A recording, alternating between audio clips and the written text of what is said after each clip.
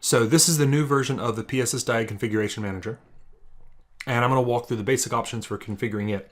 First of all, we have the machine name, and it's easy to miss this, but the option isn't actually blank. It does have a period in that field. The period is a local reference. It's referring to the machine that the PSSDiag package will be running on. So first things first, let's talk about that more. This is the configuration tool. This doesn't actually gather data. What it does is it configures a package, a PSSDiag package. You'll take that package and you'll put it on your server. So for example, I'm running this on my laptop right now, but I'm not going to gather data from my laptop necessarily. If I want to configure the package and then run this on my production instance of SQL or a development instance somewhere, I need to be thinking about where I'm gathering the data from when I configure this. So right now this is going to gather data locally, but it's going to be gathering it from where the PSSDiag package is running. So this is perfectly fine. I'm going to leave that as is. The only circumstance I'd really change the machine name is if I was gathering data from a cluster.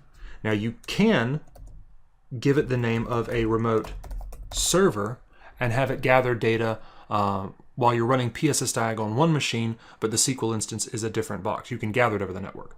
This is generally a bad idea to do so.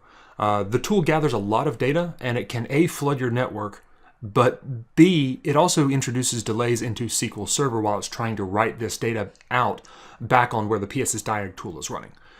We don't want that, so generally, you're not going to want to run this remotely over the network. You should be running it locally. The exception is if you are running this to gather data from a cluster.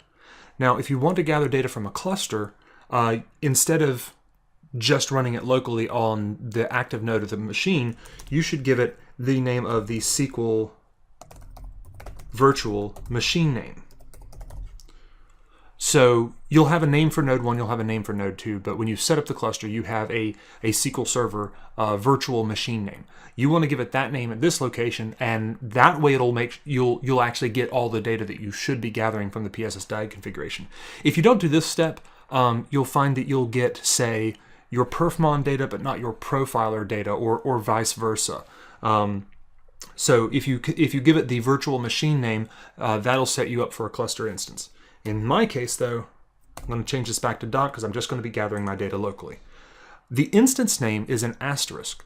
Now, what this means is that we're going to gather data from all machines, all SQL instances we find on that machine.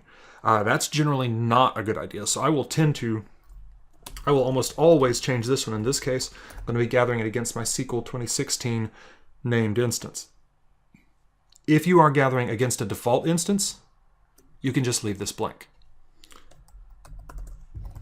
Now, we are gathering data from the SQL engine, and I have an x64 instance, and I'm running SQL 2016. You're probably not going to be running x86 at this point, but it is a valid option, and you can do that with this tool.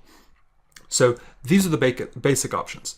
Next, we're going to talk about scenarios. There are a lot of scenarios listed here. We're not necessarily going to go through all of them, but I'm going to hit the highlights here, and I'm going to show you some of the differences in how we gather data.